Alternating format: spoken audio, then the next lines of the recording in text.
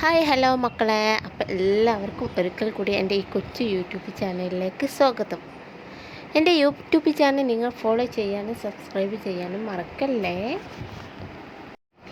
അഞ്ജലി അപ്പുവിൻ്റെ ഡാഡിയെ അപമാനിച്ചതിന് വാർത്ത അവരുടെ അമ്മ കൂടി പറഞ്ഞതോടെ ഹരിയിൽ ചെറിയ ഒരു വിഷമം ഉണ്ടാകുന്നത് കാണിച്ചുകൊണ്ടാണ് ഇന്നത്തെ എപ്പിസോഡ് തുടങ്ങുന്നത്. ഭർത്താവിനെ കൺവിൻസ് ചെയ്യാൻ കഴിഞ്ഞതിൻ്റെ സന്തോഷം അപർണയുടെ മുഖത്ത് നിന്നും വായിച്ചെടുക്കാം. എന്നാൽ ഒരു സത്യം തുറന്നു പറഞ്ഞതിൻ്റെ പേരിൽ കണ്ണൻ കേൾക്കാൻ ഇവിടെ ഒന്നുമില്ല. മാത്രമല്ല, കണ്ണനെ നാട് കടത്താൻ വരെ ദേവിയും ലക്ഷ്മിയും പ്ലാൻ ചെയ്യുന്നത് വരെ എത്തി കാര്യങ്ങൾ. എന്നാൽ വീട്ടിലെത്തിയ ബാലനോട് പ്രശ്നങ്ങൾ ഒന്നും ഉണ്ടാകാതെ നോക്കാൻ ഏൽപ്പിച്ചു പോവുകയാണ് ലക്ഷ്മി. കുടിച്ചു നിൽക്കാൻ വയ്യാതെയാണ് തമ്പി വീട്ടിൽ വന്നു കയറുന്നത്. വീട്ടിൽ താമസിച്ചെത്തിയ അഞ്ജലിയോട് ചോദ്യം ചെയ്യാൻ എത്തിയ ശ്രീദേവി സത്യത്തിൽ ഇത്തിരി ഒന്ന് നെട്ടി. ഞങ്ങൾ ഈ സ്കൂൾ കുട്ടികളൊന്നുമല്ലല്ലോ ഇങ്ങനെ സ്നേഹിച്ച് വീർപ്പ് മുട്ടിക്കാൻ. പ്രായപൂർത്തിയായവർ തന്നെ അല്ലേ, പോയതുപോലെ തിരികെ വരാൻ അറിയാം എന്നാണ് അഞ്ജലി പറഞ്ഞത്. ഇത് കേട്ട ബാലൻ ഉച്ചയ്ക്ക് കടയിൽ വന്ന് നടന്ന വിഷയത്തെ മാപ്പ് ചോദിക്കുകയും ചെയ്തു. എന്നാൽ വല്ലേട്ടൻ കടയാണോ റോഡാണോ എന്ന് നോക്കാതെ എന്തും പറയാം എന്നാണ് അഞ്ജലി തുറന്നു പറയുന്നത്.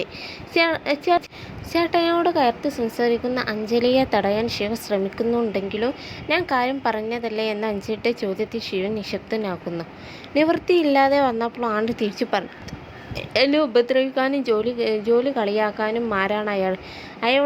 അയാളോടാണ് അയാളുടെ മകളാണോ? താൻ ഒരു ഉപദ്രവം ചെയ്തിട്ടില്ല. തന്നോട് അത് ചെയ്യേണ്ട കാര്യം അയാൾക്കില്ല എന്ന് എന്ത് ചെയ്താലും മിണ്ടാതെ സഹിച്ചിരിക്കുന്ന ദേവയത്തിയെ പോലെ ആകാൻ താൻ ഒരുക്കമല്ലെന്നും അഞ്ജലി പറയുന്നു. പിന്നീട് നമ്മൾ കാണുന്നത് അപ്പു. അഞ്ജലി വൈറ്റ് സീറ്റിലാണ്.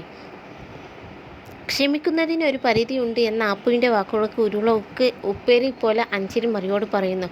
മരുമകളുടെ പോര് കടന്നു പോകുന്നതോ വീട്ടുകാർ ആശങ്കയിലാകുന്നു. അപ്പു കുറച്ച് നിയന്ത്രണം ആകാം എന്ന് പറയുന്ന ബാലൻ്റെ വാക്ക് കേൾക്കാൻ പോലും അപർണ നിൽക്കുന്നില്ല.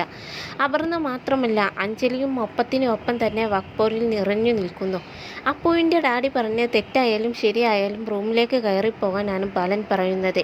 ഒരാൾ ഗർഭിണിയായതിൻ്റെ സിമ്പതിയാണ് ഇവിടെ നടക്കുന്നത് എന്നും അഞ്ജലി പറയുന്നു.